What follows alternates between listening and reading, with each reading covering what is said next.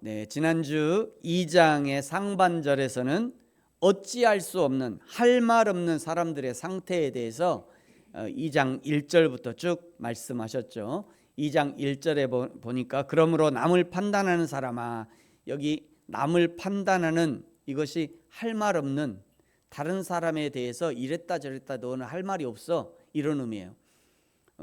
네가 다른 사람한테 말할 그런, 너는 그 정도 아니야, 너는 할 말 없는 사람이야, 이런 의미입니다. 이 남을 판단하는 사람아 하시면서 다른 사람을 판단하는 사람이 3절에 보니까 자기도 똑같은 일을 행하면서 그러면서도 다른 사람을 판단하고 비판하고 정죄한다 말씀하셨죠. 이런 일들은 반드시 심판하신다. 그러나 지금은 하나님의 인자하심과 용납하심의 풍성하심으로 하나님이 참고 계신다. 하나님이 참아주시는 것을 마치 하나님이 허용하시는 것으로 착각하면서 죄인들은 하나님의 진노를 점점 더 쌓아가고 있대요.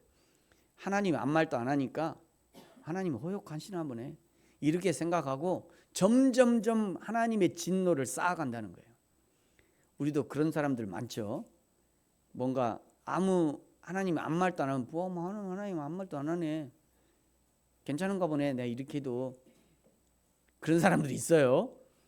하나님 앞에 마땅히 해야 될 것을 안 하면서 내가 안 해도 우리 하나님 아무 말도 안 하던데, 그리고는 하지 말아야 되는데 하지 말아야 되는 것을 뻔히 알면서도 하나님이 아무 말도 안 하잖아, 그러니까 하나님이 허락해 준 거 아니야?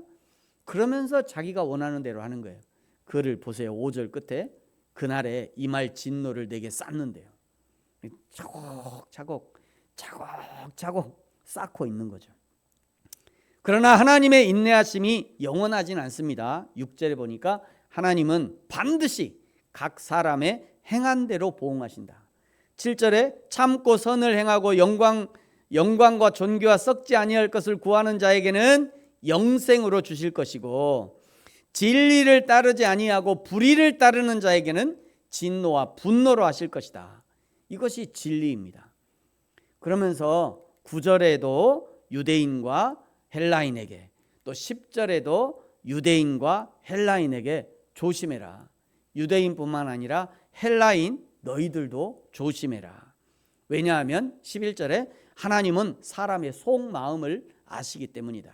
겉으로 드러난 것만이 아니라 그 하나님의 내면, 그 사람의 내면, 그 사람이 속으로 어떻게 생각하고 있는지 하나님은 외모를 취하지 않는데요. 얘기는 무슨 얘기예요? 그 사람의 속을 들여다본다는 거예요. 그 사람의 속이 어떻게 되어 있나 그걸 보신다는 겁니다. 그러면서 13절에 하나님 앞에서는 율법을 듣는 자가 의인이 아니요 오직 율법을 행하는 자라야 의롭다 하심을 얻을 것이다 말씀하셨어요. 하여간 행하지 않으면서 입으로는 온갖 바른 소리를 하는 사람들이 많죠. 우리 그리스도인을 지칭하는 여러 단어가 있습니다만 그 중에서도 말쟁이라는 단어가 있어요. 말쟁이. 그리스도인들이 말은 잘한다는 거예요. 말은 잘한다는 것은 말은 아주 청산유수를 하는데 행함은 없다는 것을 비꼬는 거죠. 예수 믿으세요, 천국 가세요. 예수 믿으세요, 예수 믿고 천국 가세요. 누가 그러더라고요. 천국이 그렇게 좋으면 당신부터 가세요. 왜 그렇게 얘기하냐면 저 사람은 꼭 천국 없는 것처럼 살거든. 내가 당신을 오래 봤는데 당신은 천국 없는 것처럼 살아. 그러면서 나한테 천국 가래. 그러니까 당신이나 천국 가세요, 이러는 거예요.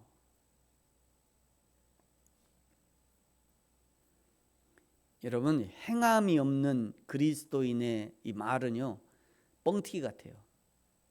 뻥튀기 맛있는데 행함이 없는 그리스도인의 이 말은요, 아무런 영향력이 없어요. 아무런. 너나 믿고 천국 가세요. 똑같은 거예요. 여러분에게 다시 한번 강조합니다. 1장 17절의 말씀을 반드시 기억하십시오. 오직 의인은 믿음으로 말미암아 살리라. 하나님을 믿는 의인이 무엇으로 살아야 되는가? 할렐루야 아멘 아멘 아멘 이것만 잘해서는 안 돼요. 이것만 할렐루야 아멘만 잘해서 되는 게 아니에요. 하나님의 뜻과 마음을 알고 알았다면 그 하나님의 마음과 뜻을 내 삶에 실천할 수 있는 사람이 하나님의 의인이라는 거예요. 하나님의 뜻과 마음 그 하나님의 말씀에 충성할 수 있어야 합니다.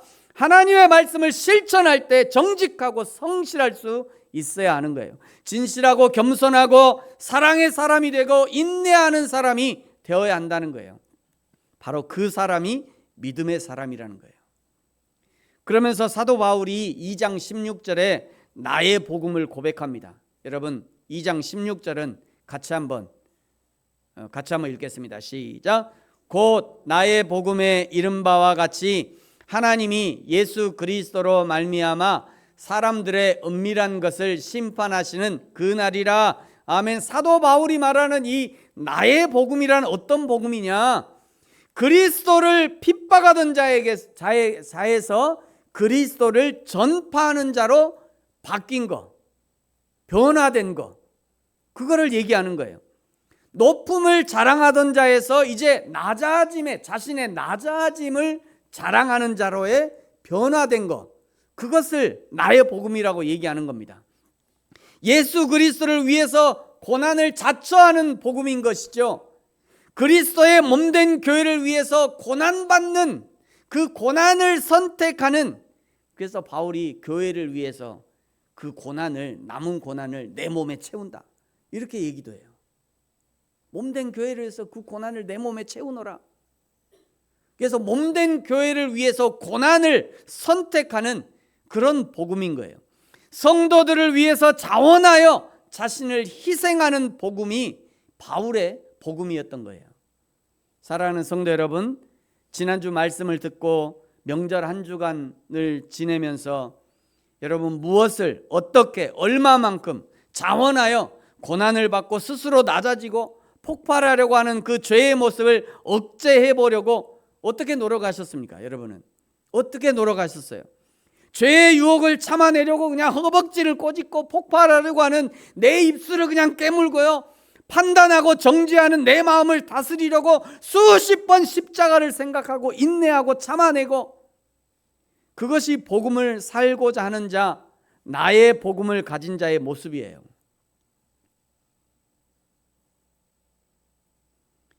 교회를 다니면서도 그냥 할 말 다 하고, 그냥 하고 싶은 거 다 하고, 그냥 폭발할 때 다 폭발하고, 예?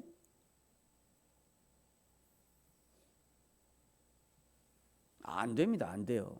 안 돼. 그렇게 하면 안 돼요.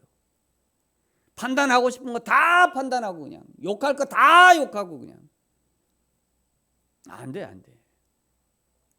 그거를 억제해야 돼요. 제어해야 돼요. 십자가 때문에, 예수님 때문에 억제하고, 그런 사람들을 보면서 사람들이 말하는 거예요. 그런 사람, 그런 복음의 사람, 그런 사람을 보면서, 야, 예수를 믿으려면 저렇게 믿어야지. 야, 내가 오랜만에 진짜 예수쟁이를 봤네. 네가 아주 예수를 제대로 믿는구나. 네가 아주 교회에서 잘 배웠네. 너 도대체 어느 교회 다니냐? 어느 교회길래 그렇게 잘 배웠냐? 이런 칭찬 한 번쯤 들어보셔야죠.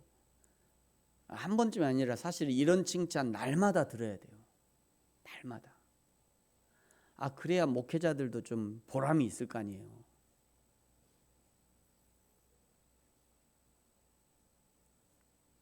그리고 누군가 나 오늘 교회 안 가는데 나중에 교회 가면 내가 꼭 당신이 가는 교회 갈게.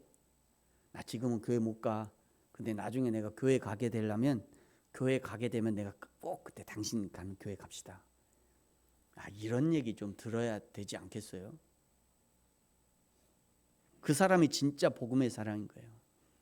사랑하는 성도 여러분, 저와 여러분이 우리가 가는 모든 현장에서 이런 칭찬 들을 수 있는 저와 여러분이 되어지기를 예수님의 이름으로 축복합니다.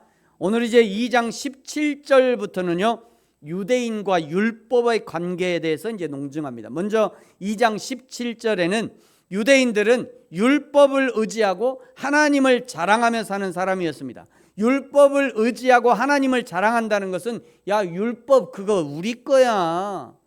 나 율법 가진 사람이야. 나 여호와 하나님이 우리 편이야. 여호와 하나님이 내 편이야. 이렇게 자랑한다는 거예요. 뿐만 아니라 18절에 보면요, 율법의 교훈을 받아서 하나님의 뜻을 압니다. 지극히 선한 것이 무엇인지 분간해요. 19절에 하나님의 뜻을 아는 사람이니까 맹인의 길을 인도한대요. 어둠에 있는 자, 즉 율법 밖에 있는 자에게 빛이 된다는 거예요. 20절 하나님의 뜻을 아는 사람이니까 어리석은 자의 교사가 된답니다. 어린아이, 이 어린아이라는 것은 미성숙한 그리스도인이에요. 미성숙한 그리스도인의 선생이다 라고 생각합니다. 자기 스스로 나는 이런 선생이야 라고 생각한다는 거예요. 그런데 문제는 이렇게 율법을 알고 자랑을 하지만 그러나 21절부터 보면 유대인들은 자신들이 아는 대로 살지 않습니다. 21절을 보세요. 도둑질하지 말라고 가르치면서 자신들은 도둑질한대요. 유대인들이 22절 간음하지 말아야 한다는 것을 가르치면서 자기들은 간음해요. 우상 숭배를 하면 그건 가증스러운 거야. 우상 그것은 가증스러운 거야 라고 생각하면서 그 우상의 신전에 들어가서 그 물건을 훔친대요. 23절을 보세요. 율법을 자랑하면서 한쪽으로는 율법을 범하면서 하나님을 욕되게 한다는 거예요. 그러면서 유대인들이 들으면 아주 뼈아픈 일침을 24절에 이렇게 말씀해요. 같이 한번 읽죠. 시작. 기록된 바와 같이 하나님의 이름이 너희 때문에 이방인 중에서 모독을 받는도다. 여기 기록된 바, 이거 어디 기록됐다는 얘기냐면 이사야 52장 5절에 기록됐다는 거예요. 이사야 52장 5절에 이렇게 기록되어 있어요. 그들이라는 것은 이스라엘의 포로들을 얘기하는 거예요. 이스라엘의 포로들을 관할하는 자들이 누구냐면 바벨론 사람들 얘기하는 거예요.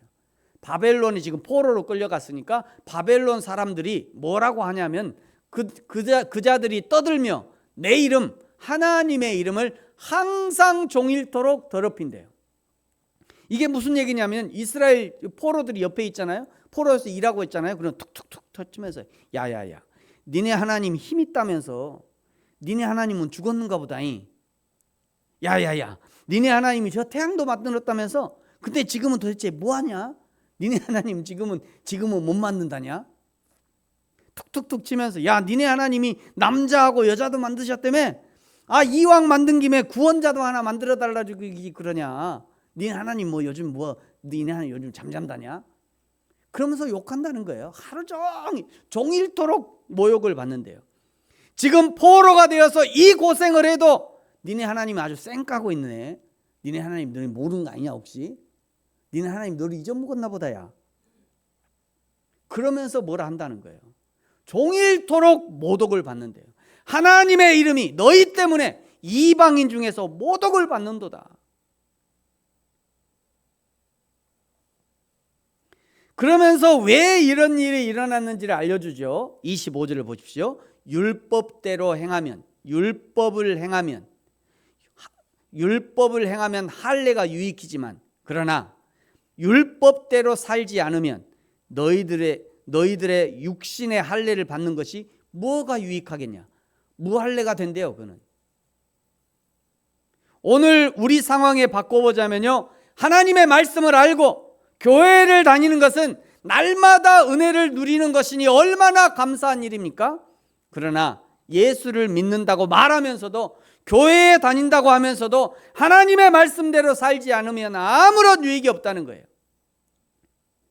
직분자의 이름을 가지고 있으면서도 세상에 전혀 구별되지 않은 삶을 살아간다면 자신에게 아무런 유익이 없을 뿐 아니라 하나님의 이름에도 먹칠을 하는 것과 마찬가지라는 거예요. 교회에서 직분을 주는 이유가 무엇이에요? 교회에서 헌신 많이 하고 헌금 많이 하고 목회자의 종처럼 그렇게 행하라는 의미가 아닙니다. 교회에서 직분을 주는 것은요, 건물의 교회에서 성도들을 위해 헌신하고 봉사하라는 의미도 있지만 더 크게는 더 큰 의미가 있어요. 더 크게는 무형의 교회 있잖아요. 무형의 교회. 하나님을 인정하는 세상 모든 삶의 현장에서 하나님을 인정하고, 하나님을 인정하지 않는 세상 모든 그 삶의 현장에서 하나님을 인정하고 하나님이 주인 되심을 드러내고 증거하라고 우리에게 직분을 주신 거예요.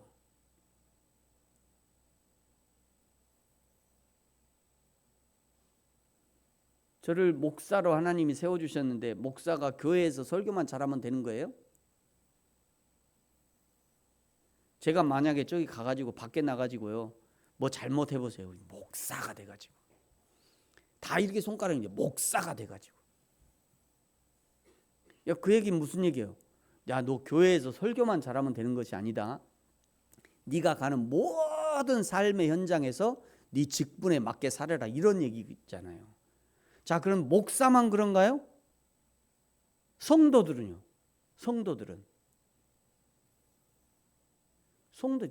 성도들이 잘못 하면 아이고 저 교회 다닌다는 것들이, 집사라는 사람이, 권사라는 사람이, 장로라는 사람이 그게 모독을 받는 거예요. 하나님의 이름이. 그러면 하나님이 우리를 그리스도인으로, 성도로 또는 직분자로 불러주셨다면 내가 가는 그 모든 현장에서 여호와 하나님을 인정하고 하나님의 주인 되심을 드러내고 증거하라고 우리에게 직분을 주신 거예요. 그래서 우리가 주기도에 늘 그렇게 기도하잖아요. 아버지의 뜻이 하늘에서와 같이 땅에서도 이루어지게 하소서. 그것을 조금 더 조직적으로 구체적으로 하기 위해서 교회에서는 직분을 주는 겁니다. 하늘은요 우리가 염려할 것이 없어요. 아버지의 뜻이 하늘에서 하나님의 뜻이 이루어지는 거 우리가 염려 안 해도 돼. 하나님이 아주 전지전능하신 하나님, 하나님의 주권으로 천군 천사를 동원해서 하나님이 원하시는 대로 정확히 됩니다. 근데 문제는 항상 땅이 문제잖아요. 이 문제 많은 땅에서 하나님의 뜻이 이루어지게 하기 위해서 하나님이 교회를 세워주신 것이고요, 그리고 직분을 주시는 거예요. 25절의 말씀이 우리를 그리스도인으로 부르신 하나님, 우리에게 직분을 주신 하나님의 마음과 통하는 거죠. 율법대로 살면 유익하겠지만, 이걸 바꿔보면요 직분대로 살면 유익하겠지만, 이런 의미죠. 집사의 직분을 갖고 있으면요 밖에서도 고양이 집사만 하지 말고, 강아지 집사만 하지 말고, 교회에서만 집사하지 말고, 밖에 가서도 나를 보내신 그 사명의 현장에서 집사의 역할을 잘 해보세요. 칭찬받을 거예요. 지금 그 얘기하는 겁니다. 직분에 어울리게 살면 이 생과 내 생에 유익하겠지만, 그리스도인으로 살면 이 생과 내 생에 유익하겠지만, 하나님의 자녀로 사는 것은 이 생과 내 생에 유익하지만, 그러나 율법대로 살지 않으면 할례를 받는들 그것이 무엇이 유익하겠냐. 그리스도인이라는 이름은 가졌지만 그리스도인답게 살지 않으면 무엇이 유익하겠냐는 거예요. 하나님의 자녀라는 이름은 가졌지만 하나님의 자녀답게 살지 않으면 그것이 무엇가 유익하겠냐, 이런 의미입니다. 장로요, 권사요, 집사라는 직분은 가졌지만 그 직분에 어울리게 살지 않으면 무엇이 유익하겠냐는 거예요. 교회란 무엇입니까? 붉은 벽돌로 쌓아 만든 예배를 위한 공간, 그곳만이 교회가 아니라, 그것도 교회는 교회죠. 유형의 교회라고, 유형의 교회. 그것도 교회이지만 내가 교회이고요, 우리가 교회이고요, 내가 가는 곳이 교회이고요, 내가 하나님을 인정하는 모든 것이 교회이고요, 하나님의 주인 되심을 선포하는 곳이 곧 교회인 것이죠. 그것이 교회인 것이에요. 그러므로 내가 가는 곳마다 하나님의 뜻이 나를 통해 이루어지게 하는 것, 그것이 교회된 우리의 할 일이고요, 직분을 맡은 우리가 할 일이라는 것이에요. 그것이 말이죠. 그러면서 이제 유대인이란 어떤 사람이고 할례란 무엇인지 새롭게 정의를 해줍니다. 여러분 28절 같이 한번 읽죠. 시작.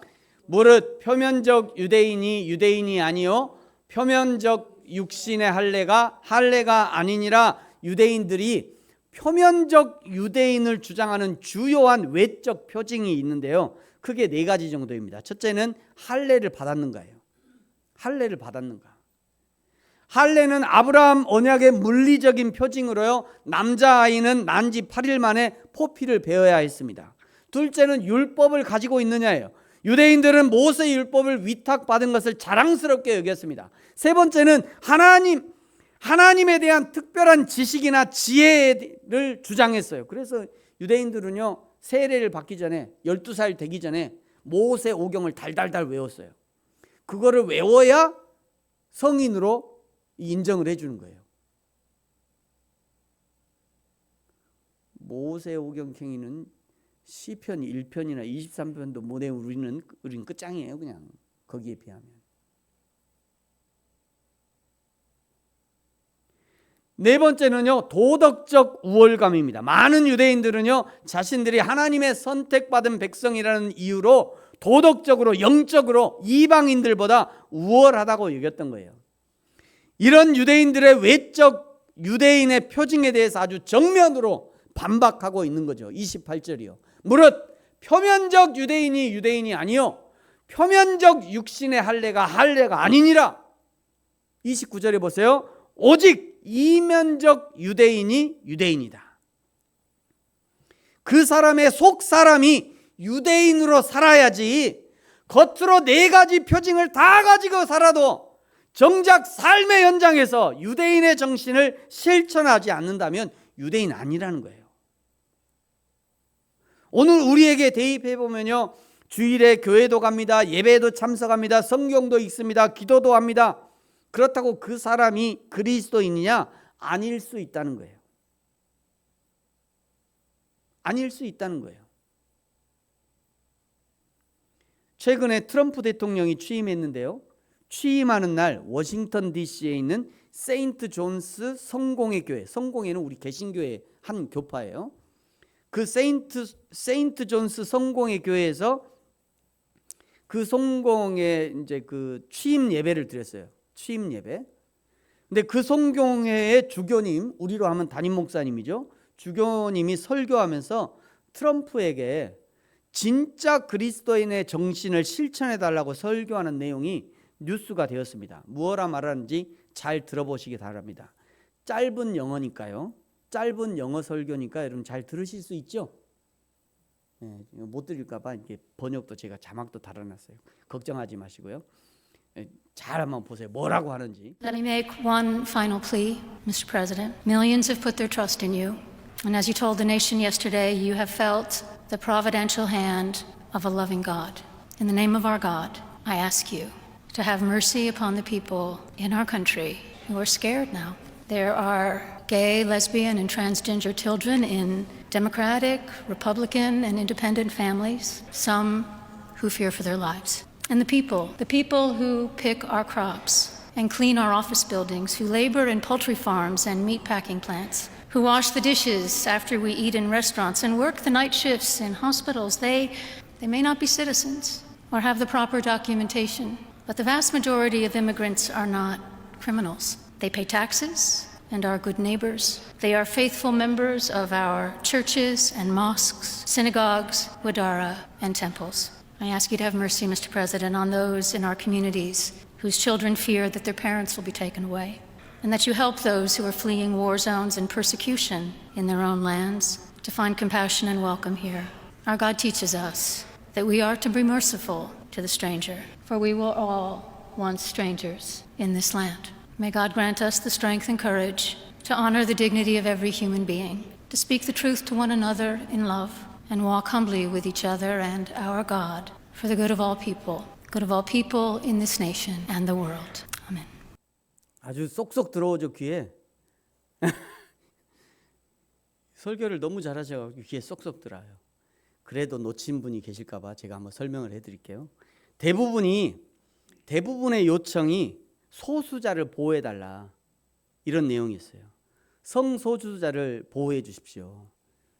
여기는 민주당, 공화당, 무소속 할 것 없이 다른 가정에 성소수자 아이들이 있답니다. 그들을 좀 보호해 주십시오. 저임금 노동자들을 보호해 주십시오. 여기 보니까요, 우리의 농작물을 수확하고 사무실을 청소하고 다양한 공장과 농장에서 노동하고 식당에서 우리의 접시를 닦고 병원에서는 야간 근무하는 많은 사람들이 있습니다. 이런 소수자들을 좀 보호해 주십시오. 이민자들을 보호해 주십시오. 이민자들 대부분은 범죄자로 볼 수 없다. 그들은 똑같이 우리처럼 세금을 내고 우리의 좋은 이웃들이다. 그 아이들이 부모가 추방될까 봐 지금 두려워 떨고 있다. 그들을 좀 보호해 달라. 전쟁과 박해를 피해 미국으로 건너온 자들을 연민과 환대로 받아달라고 도와달라고 지금 요청하고 있는 거죠. 왜냐하면 하나님이 이방인을 환대하라고 가르쳤기 때문이다. 그러면서 뭐라고 하냐면 끝에 우리도 한때 이 땅에서 이방이었습니다. 트럼프 대통령의 취임 감사 예배를 드리면서 이 주교님 최고의 권력자가 아닙니까? 어제 당선된 사람인데, 어제 당선된 이 지구상의 최고의 권력자 아니에요, 트럼프가. 그 사람 앞에서 아주 목숨 걸고 지금 설교를 하고 있는 거예요. 트럼프에게 제발 그리스도인답게 정치하라고 전곡을 찌르고 있는 겁니다. 그러나 트럼프는 취임 첫날부터 그리스도인과는 전혀 반대로 움직이기 시작했어요. 그 예배 재미없었대요. 트럼프의 반응이에요. 그 좋은 기도회 아니다. 트럼프의 첫 반응이 그 예배 재미없었대. 그리고 첫날부터 미 전역에서요 1000명 불법 이민자 1000명을 체포했어요. 앞으로는 하루에 10,000명 정도 체포할 예정이랍니다. 우리 대한민국에서 넘어간 한국인이 11만 명에서 오늘 아침에 보니까 11만 명에서 15만 명이 지금 불법 이민자로 살아가고 있어요. 미국에서. 그 사람들 다 추방하겠다는 거예요. 성경은요 고아와 과부와 이방인들과 가난한 자들을 존중하고 보호하라고 합니다. 진짜 그리스도인은 성경적 가치관을 인정하고 성경적 가치관대로 살아야 하는 거죠. 그렇다고 제가 불법 이민을 부추기거나 옹호하자는 것은 아닙니다. 심판은 하나님이 하실 거예요. 우리가 해야 할 일은 약자를 보호하고, 우리 주위에 얼마나 약자들이 많습니까? 그 약자들을 보호하고 사람을 존중해야 합니다. 그 사람이 진짜 그리스도인 거죠. 그 다음에 29절에 보니까요, 할례는 마음에 할지니 영에 있고 율법 조문에 있지 아니한 것이다. 그 칭찬이 사람에게서가 아니다. 다만 하나님에게서다 라고 말합니다. 참 그리스도인이라면 보여지는 교회 봉사만 잘하는 그런 그리스도인이 아니라 오히려 아무도 알아주지 않는, 아무에게도 보여지지 않는, 마치 우렁각시처럼 조용히 드러나지 않는 봉사를 하면서 행여나 자신이 드러날까 노심초사하고, 그러면서도 이 모든 것을 하나님이 하셨다라고 하나님의 이름을 드러내는 그런 봉사라는 바로 그 사람이 참 그리스도인이라고 말하고 있는 것이죠. 그 사람에게 하나님의 칭찬이 있을 것이라고 말씀하시는 거예요. 그러면서 이 로마서에 읽는 오늘 로마서를 읽고 또 로마서의 설교를 듣는 우리에게 이렇게 권면하는 겁니다. 당신은 그리스도인입니까? 표면적 그리스도인이 아니라 이면적 그리스도인이 되시기 바랍니다. 이면적 그리스도인이 되라고 오늘 우리에게 권면하고 있는 겁니다. 저의 신학교 시절 교수님이었던, 지금은 목사님이신 설경욱 교수님이 작곡하신 찬양이 있어요. 오늘 첫 찬양에 이 찬양을 했는데요. 아무도 예배하지 않는 곳에서 주를 예배하리라. 아무도 찬양하지 않는 곳에서 나 주를 찬양하리라. 누구도 헌신하지 않는 곳에서 주께 헌신하리라. 누구도 증거하지 않는 그곳에서 나 주를 증거하리라. 아무도 예배하지 않는 곳에서 나는 주를 예배할 것이고, 아무도 찬양하지 않아도 나는 거기서 주를 찬양하리라. 내가 밟는 모든 땅이 주를 예배하게 하시고, 주의 보혈로 덮어주시고, 내가 선 이곳 주의 거룩한 곳 되게 하시고 주의 향기로 물들이소서. 이런 찬양이 있었습니다. 우리가 예배 끝나고 오늘 찬양할 건데요, 사랑하는 성도 여러분, 저와 여러분이 표면적 그리스도인이 아닌 성령의 인도하심으로 마음의 할례를 받아 내 속 사람이 완전한 그리스도인이 된 이면적 그리스도인이 되어서 하나님의 칭찬을 받는 저와 여러분이 되어지기를 예수님의 이름으로 축복합니다. 같이 한번 기도하겠습니다.